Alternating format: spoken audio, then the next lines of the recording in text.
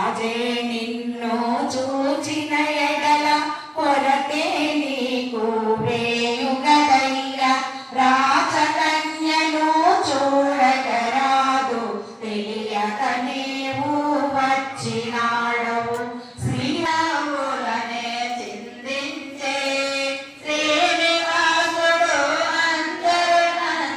చూడ చక్కని అందము కలిగిన సుందరాంగి ఎవరిది నీవు నిన్నే చూచిన తరుణములోన రామది ప్రేమతో నిండెనుగా నామదయే సరి నీవేనంటూ ప్రేమతో స్వామి పలికెనుగా పద్మావతి శ్రీనివాసుడితో ఆకాశరాజు పుత్రిక నేను పద్మావతి అని అందురు నన్ను చూడగ నీవు పోయవాడవు ఇటుల పలుకుట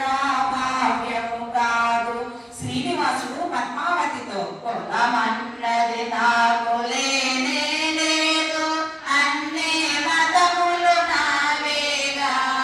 నన్నే నీవు పెళ్లి ఆడిన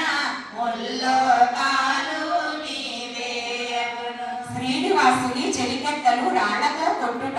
అంటూ పలికిన స్వామిని చూచి అది కోపముతో చెలులను పిలిచి వెంటనే వీనిని పంపుడు అంటూ రాజమందిరమే చేరెనుగా కొమ్మడిగా చెలియలు అందరూ రాళ్ళ వర్షమే కురిపించే దేహము అంతా గాయము కాగా శేషాచలమే చేరెను స్వామి వటులామాతకు శ్రీనివాసుడు పద్మావతిని వర్ణించి చెప్పుట నడయుని చూచి తల్లి వకుల ఏమిటి తండ్రి గాయం ఆందోళనగా అడిగిన తల్లికి ఊరడించుకో వివరము తెలిపే చంద్రుని మించిన